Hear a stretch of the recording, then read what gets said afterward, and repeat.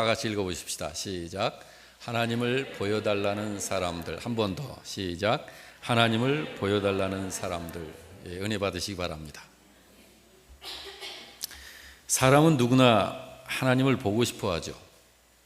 하나님 보고 싶어 해요. 저도 과거에, 그러니까 20대 초반 때 하나님을 얼마나 보고 싶어 했는지, 그래서 작정하고 그 하나만을 위해서 하나님께 작정하고 기도한 적이 있습니다. 그래서 하나님을 한 번만이라도 보기만 한다면 믿을 수 있겠다라고 하죠.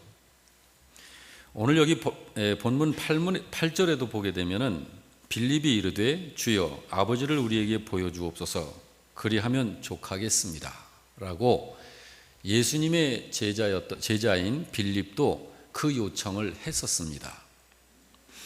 빌립이 이 요청을 하는 이유가 있었죠. 그가 했던 말에서도 드러나듯이 하나님을 보지 못하고 믿는 것이 만족스럽지 못하고 있었다는 것을 우리는 알 수 있습니다. 말씀만 가지고서는 참 안 되겠다라고 했던 거죠. 행복한 신앙생활을 하고 싶은데 빌립은 그 방법이 하나님을 보게 되면 그것이 해결될 것으로 생각을 하고 예수님께 하나님을 보여달라고 요청을 한 것입니다.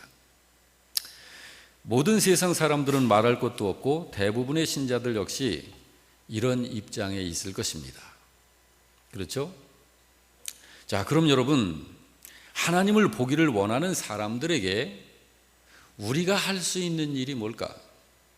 그 사람들에게 어떤 만족을 좀 충족시켜 줄 수는 없을까? 과연 우리가 그들로 하여금 하나님을 볼 수 있도록 할 수는 있는 걸까? 자, 이 부분을 우리 생각해 보려고 그럽니다. 우리가 하나님을 보게 할 수 있을까요? 할 수 있습니다. 우리는 그걸 할 수 있어요. 성경에 하나님은 보이지 않는 하나님이라고 그러시죠. 그런데 우리가 하나님을 세상 사람들에게 보게 할 수 있습니다. 우리는 그것을 원하는 사람들에게 하나님을 보여줘야 할 의무가 있습니다. 우리는 그분의 증인이니까요. 자, 그렇다면 구체적으로 어떻게 하면 우리가 영이신 하나님을 보여줄 수 있을까? 여러분 생각해 보시기 바랍니다. 오늘 본문 12절을 같이 읽겠습니다. 내가 진실로 진실로 너희에게 이르노니 나를 믿는 자는 내가 하는 일을 그도 할 것이요 또한 그보다 큰 일도 하리니 이는 내가 아버지께로 감이라 했습니다. 예수님께서 하신 이 말씀은 신자가 예수님이 행하신 이 일을 행함으로 하나님을 사람들에게 보여줄 수 있다는 이야기죠. 그렇죠? 그렇습니다. 신자는 예수님이 행하신 이 일을 행함으로 사람들에게 하나님을 보여줄 수 있습니다. 자, 그러면 예수님께서 하신 일이 뭘까요? 예수님께서 하신 일은 굉장히 많습니다. 성경을 통해서 보면 요한복음 21장 25절에 보면 이렇게 말씀했어요. 예수님께서 행하신 일이 이 외에도 많다. 만일 그것을 낱낱이 기록을 한다면 이 세상 전체라 할지라도 그 기록된 책을 두기에 부족하다라고 성경은 기록하고 있습니다. 그런데 여러분, 예수님께서 행하신 일들이 그렇게 엄청나게 많은데 그 많은 예수님의 그 행하신 일들에 대해서 우리가 이해할 수 있고 분명하게 예수님이 이 일을 하셨구나 하고 우리들에게 주님께서 말씀하신 그 부분이 있어요. 마태복음 4장 23절 말씀인데요, 같이 한번 읽겠습니다. 예수께서 온 갈릴리에 두루 다니사 그들의 회당에서 가르치시며 천국 복음을 전파하시며 백성 중에 모든 병과 모든 약한 것을 고치시더라라고 기록하고 있습니다. 예수님께서 행하신 그 많은 일들을 세 가지로 우리는 구분을 할 수가 있습니다. 첫째는 가르치고 전파하고 치유하시는 일로 전부 정리가 돼요. 예수님께서도 당신이 하시는 일을 그렇게 정리하셨어요. 한번 따라서 하십시다. 가르치고 전파하고 치유하고. 자, 이 세 가지 일인데 예수님께서 하신 그 일은 이 세 가지 일로 그렇게 정리가 됩니다. 바로 그런 일을 행함으로 세상 사람들에게 하나님을 보여줄 수 있다는 거예요. 예수님께서 이 땅에 오셔서 하신 일이 바로 그 일입니다. 예수님께서 도마에게 하신 말씀 기억하시죠? 아버지를 좀 보여주십시오. 또 오늘 빌립도 이야기하기를 아버지를 봤으면 만족하겠습니다. 제자들이 이런 요구를 할 적에 예수님께서 말씀하셨죠. 너희가 이렇게 나와 함께 있으되 나를 보고서도 아버지를 보여달라 하느냐? 나를 본 자는 아버지를 보았느니라. 그렇게 하고서도 믿지 못하겠거든 내가 행하는 것들을 보고서 믿으라 라고 하신 말씀을 기억하실 것입니다. 예수님께서는 말씀하시기를 내가 행하는 일을 나를 믿는 자들은 그도 할 것이요 내가 한 것보다 더 큰 일도 하리라고 말씀을 하시면서 주님을 따르는 신자들이 세상 사람들에게 보여줘야 할 것이 바로 그것이라는 것을 이야기하셨습니다. 예수님께서 행하신 그 일은 굉장히 많습니다. 온 세상을 다 주님이 행하신 일들을 기록하여 그 기록한 책을 보관한다 할지라도 이 세상이라도 부족할 만큼 주님은 많은 일을 행하셨다고 성경은 증거하고 있습니다. 그렇지만 예수님이 행하신 그 많은 일들을 세 가지로 구분을 할 수가 있는데 가르치시는 일과 전파하시는 일과 치유하시는 일로 그렇게 말씀을 하셨습니다. 바로 그 일을 누가 할 수 있다는 말인가? 자, 12절을 다시 보겠습니다. 다 같이. 내가 진실로 진실로 너희에게 이르노니 나를 믿는 자는 내가 하는 일을 그도 할 것이요 또한 그보다 더 큰 일도 하리니 이는 내가 아버지께로 감이라. 누가 그 일을 할 수 있다고 그래요? 나를 믿는 자는 내가 하는 일을 그도 할 것이라고 말씀하고 있습니다. 예수님을 믿는 사람입니다.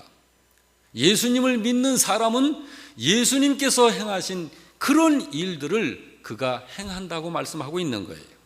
이거는 교역자들만이 아닙니다. 목사만이 아니에요. 예수를 믿는 자가 그 일을 할 수 있다고 말씀을 하십니다. 마가복음 16장 17절 이하에도 보면은 같이 읽습니다.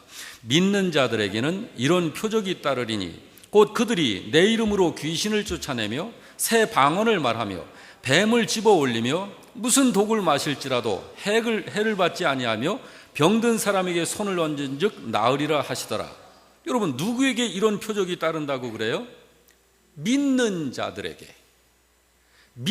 자들에게는 이런 표적이 따른다라고 말씀해요. 누구를 얘기하는 건가요? 평신도를 말하는 거예요. 교역자로 구분진 것이 아니에요. 어떤 특별한 사람으로 구별을 진 것이 아니라 믿는 자들입니다. 믿는 사람 모두를 얘기하는 거예요. 자, 믿는 신자들에게 표적으로 나타나는 내용이 뭐라고 그래요? 귀신을 쫓아내며 새 방언을 말하며 뱀을 집어 올리며 무슨 독을 마실지라도 해를 받지 않으며 병든 사람에게 손을 얹은즉 나으리라. 할렐루야. 이런 표적이 진정으로 믿는 모든 사람들에게는 나타나는 것이다. 여러분, 예수를 믿는 자가 어떤 사람인가요? 예수 믿는 사람, 복음의 증인이 되어 있는 사람이죠. 그런데 여러분, 예수 믿는 사람을 어떤 사람이라고 그래요? 복음의 증인되어 있는 사람. 그런데 이 복음은 두 가지로 우리가 구분을 해야 됩니다. 복음은 듣는 복음과 보는 복음이 있습니다. 여러분, 듣는 복음은 뭡니까? 지금 저처럼 입술로, 말씀으로 하나님의 복음을 전파하는 것을 듣는 복음이라고 그럽니다. 그런데 성경에 주님께서 말씀하시기를 너희를 가리켜서 너희는 곧 세상의 빛이요 소금이라고 그랬죠. 우리를 가리켜서 주님이 뭐라고 말씀하셨나요? 너희는 그리스도의 편지다 그랬잖아요. 그러면 여러분과 저는 복음을 담은 자로서 세상을 향하여서 보는 복음이라는 말입니다. 우리가. 그렇습니다, 여러분. 여기 빌립이, 여기 성경을 보면 사도행전 8장 6절을 보게 되면 이런 말씀이 기록되어 있습니다. 같이 읽습니다. 무리가 빌립의 말도 듣고 행하는 표적도 보고 한 마음으로 그가 하는 말을 따르더라 라고 말씀하고 있죠. 세상 사람들이 빌립에게서 뭘 듣고 뭘 봤다는 거예요? 빌립이 증거하는 복음을 듣고 그리고 그 빌립의 행위를 보고 빌립의 삶을 보았다는 거예요. 여러분, 여기서 말하는 이 빌립은 평신도 빌립을 말하는 거예요. 예수님의 12제자 중에 있는 그 사도 빌립이 아닙니다. 이 사람은 평신도예요. 이 평신도에게서 그가 복음을 전할 때 사람들이 그 복음을 듣고 그리고 빌립이 행하는 행위를 보았다. 그러면서 그들이 그의 말을 따르더라. 믿게 되더라. 여러분, 언제든지 우리들의 믿음이라는 것은 표적을 행하고 기적을 일으키고 병 낫게 하고 하는 이런 것이 본질이 되는 것은 아니죠. 이런 표적들은 구원받지 못한 영혼을 구원받게 하기 위해서 그 일을 행하는 것이죠. 우리가 하나님 나라를 건설하고 하나님 나라를 확장하는 것이 믿음의 본질인 것이에요. 기적을 일으키고 하는 것이 그런 것이 목적이 아닌 것입니다. 언제든지 하나님 나라의 본질은 하나님의 다스림을 받는 사람 되게 하는 거예요. 하나님은 왕 중에 왕이시잖아요. 천지를 창조하신 창조자요, 모든 생명들을 다스리시는 진정한 통치자요, 왕이시잖아요. 그분을 알고 그분의 다스림을 받고 그분의 지도를 받도록 하는 사역, 이 일을 하는 것이 바로 우리 기독교의 본질인 것입니다. 그래서 왕 대신 주님의 통치가 임하게 되면 하나님은 전능자이십니다. 그 전능자이신 왕의 왕 중 왕이신 진정한 통치자이신 그분의 통치가 임하게 되면 반드시 거기에는 치유와 회복의 역사가 자연스럽게 나타나는 것입니다. 이런 것이 바로 표적으로 그렇게 나타나는 것이죠. 이런 능력의 역사가, 이런 표적이, 이런 증거들이 모든 믿는 자들에게 주님께서 표적으로 주시는 거예요. 여러분, 하나님은요, 우리가 예수님을 믿을 때 이미 우리들에게 주신 권세가 있습니다. 요한복음 1장 12절에 뭐라고 말씀하고 있나요? 영접하는 자, 곧 그 이름을 믿는 자들에게는 하나님의 자녀가 되는 권세를 이미 주신 거예요. 여러분, 그러므로 예수님을 믿는다는 것은 시시한 게 아니에요. 하나님의 자녀된 권세를 갖는 거라고요. 예수를 믿는다는 것은 여러분 주일날 됐으니까 일주일에 한 번씩 교회 가서 예배 한 번 드리고 그리고 다른 믿는 신자들과 함께 점심 식사 같이 하면서 담소 나누고 교제하고 이런 것이 신앙생활이 아니라 예수 믿는다고 하는 것은 하나님의 자녀된 권세를 갖는다는 거예요. 이게 예수 믿는 거예요. 어떤 권세냐? 성경에 그것을 말씀하고 있습니다. 하나님의 자녀된 권세라고 말씀하고 있잖아요. 그렇죠? 하나님의 자녀된 권세, 그 권세가 두 가지입니다. 하나는 하나님을 향하여서 나의 아버지라고 부를 수 있는 권세예요. 아무나 하나님을 아버지라고 부를 수 없습니다. 여러분, 하나님을 향해서 아버지라고 부를 수 없는 사람들이 있죠. 단지 그 사람에게는 하나님일 뿐이에요. 그런 사람은 하나님 나라에 들어갈 수 없습니다. 그들은 죄를 사함받지 못한, 구원받지 못한 사람으로서 하나님에게로부터 심판받아 형벌을 받아야 할 사람들입니다. 그렇지만 여러분, 구원받은 우리들은 하나님을 향해서 아버지라고 부를 수 있는 거예요. 그래서 우리가 하나님을 아버지 하나님이라고 부르는 거예요. 할렐루야. 이것이 자녀된 권세 중에 하나입니다. 또 한 가지 권세가 있습니다. 그것은 하나님의 자녀된 그런 자들에게 있는 권세인데, 뱀과 전갈을 밟으며 원수의 모든 능력을 제어할 수 있는 권세입니다. 그러니까 하나님의 자녀된 우리가 귀신들에게 명령을 하면 귀신들이 물러가는 거예요. 그 권세에 의해서. 그게 하나님의 자녀된 권세라는 것입니다. 그래서 성경은 이렇게 말씀합니다. 마귀를 대적하라. 그리하면 너희를 피하리라. 마귀를 누구한테 대적하라는 거예요? 우리들에게 대적하라는 거예요. 하나님의 자녀된 권세를 가지고 있는 사람들에게. 그러므로 여러분, 우리들은 마귀를 대적해야 해요. 마귀를 대적할 수 있는 사람이 별도로 구분되어 있는 게 아니라니까요. 예수님을 믿는 신자라면, 하나님의 자녀라면 누구든지 주님께서는 그런 권세를 주신 거예요. 우리들은 물론 연약합니다. 그렇지만 우리들 자체는 연약하지만 하나님의 자녀된 권세를 주셨기 때문에 우리가 하나님의 자녀된 권세로 명령을 하면 귀신들이 물러가게 되는 거예요. 믿으시기 바랍니다. 이거는 예수님을 믿는 모든 신자에게 주신 거예요. 그러므로 여러분, 이 권세를 사용하면 사용할수록 능력이 나타난다는 사실, 강해진다는 사실을 믿으시기 바랍니다. 그러나 여러분, 이런 권세가 있어도 이것을 사용하지 않으면 점점 소멸되고 마는 거예요. 그러므로 하나님의 자녀들은 하나님의 자녀된 권세를 사용해야 하는 것입니다. 그런데 여러분, 예수님이 이렇게 말씀을 하셨어요. 나를 믿는 자는 내가 하는 일을 그도 할 것이다. 그리고 거기서 끝나지 않고 나보다 더 큰 일도 하게 될 것이다 라고 주님이 말씀하셨죠. 여러분, 어떻게 우리가 예수님보다 더 큰 일을 할 수 있단 말입니까? 예수님과 우리는, 예수님은 그분은 하나님의 본체시잖아요. 하나님이시잖아요, 그분이. 그런데 어찌 우리가 감히 그분보다 더 큰 일을 할 수 있단 말입니까? 여러분, 그렇지만 주님은 분명히 그렇게 말씀하셨어요. 자, 이것을 우리가 이해를 해야 되는데, 이 말씀을 이해하려면 예수님께서 여기 하신 말씀을 다시 한번 들여다봐야 됩니다. 자, 12절을 다시 보겠습니다. 시작.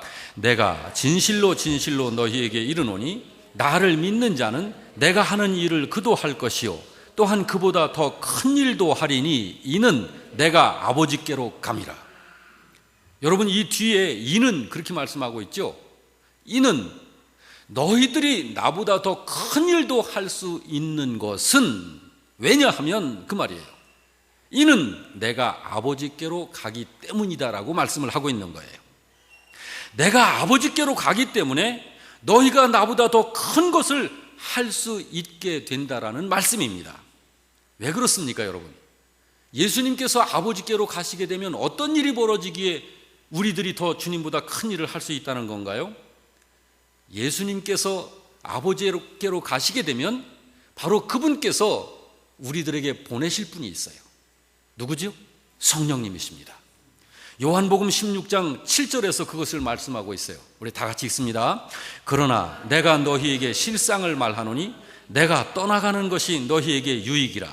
내가 떠나가지 아니하면 보혜사가 너희에게로 오시지 아니할 것이요 가면 내가 그를 너희에게로 보내겠다고 말씀하셨죠. 그래서 그런 것입니다.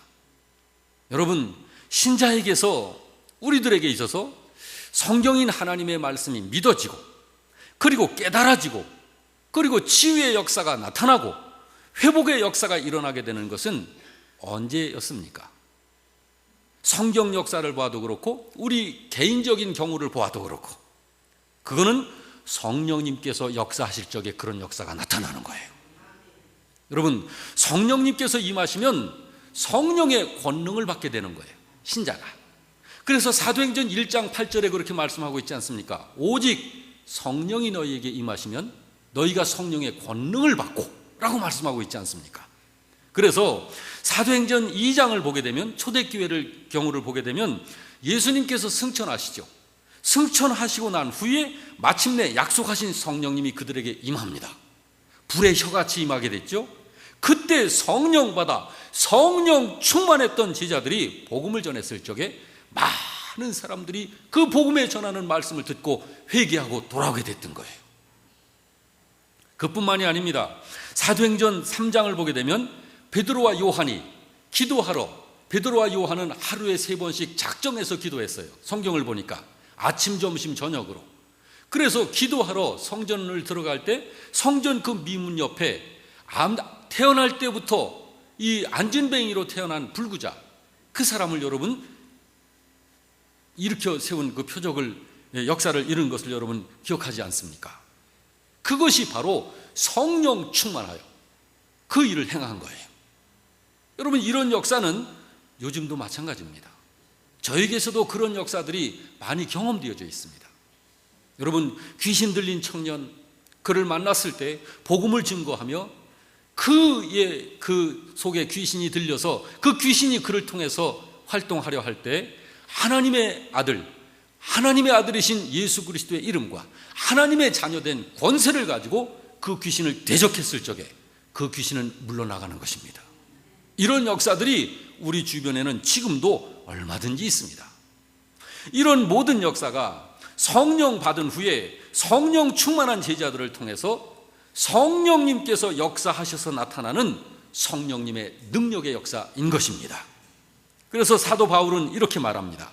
고린도전서 2장 4절에 다 같이 내 말과 내 전도함이 설득력 있는 지혜의 말로 하지 아니하고 다만 성령의 나타남과 능력으로 하여라고 사도 바울은 말하고 있습니다.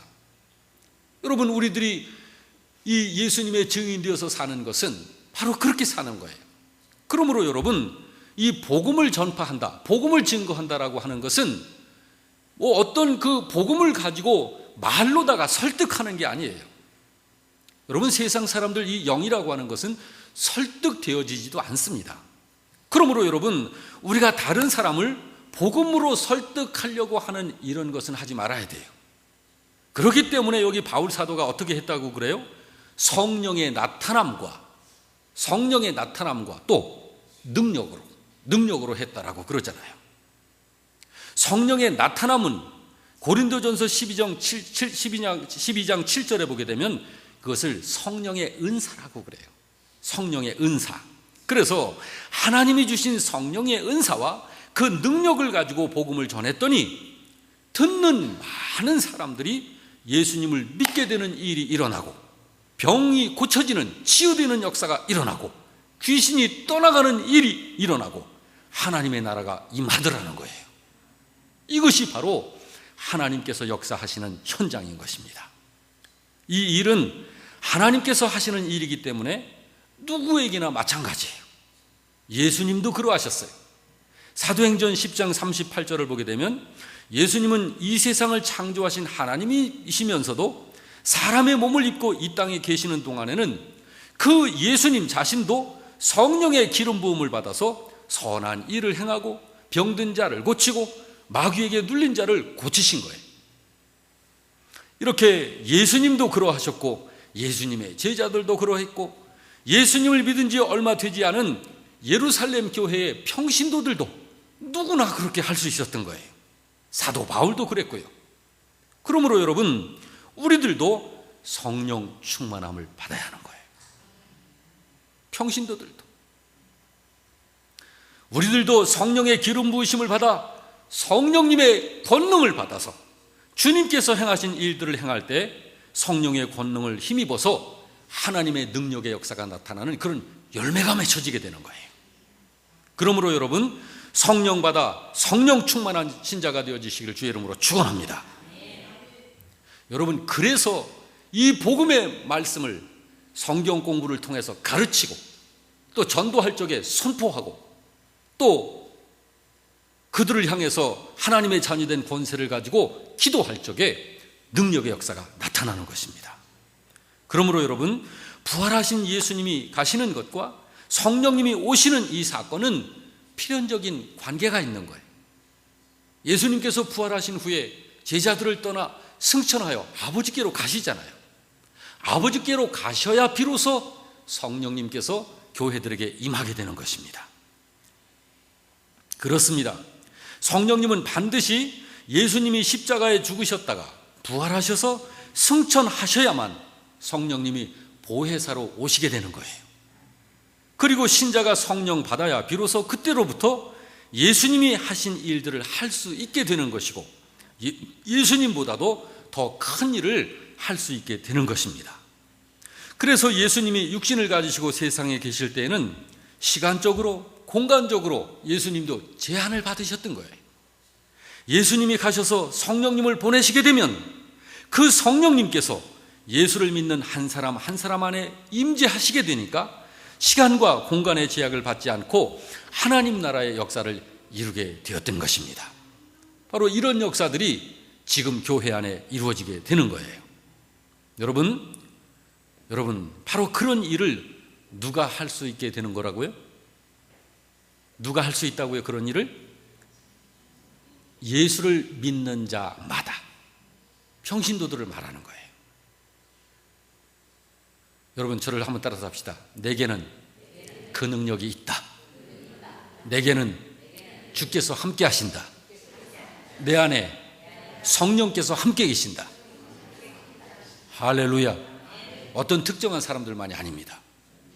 믿는 자에게마다 이미 하나님의 자녀된 그 권세가 허락되어져 있는 것입니다.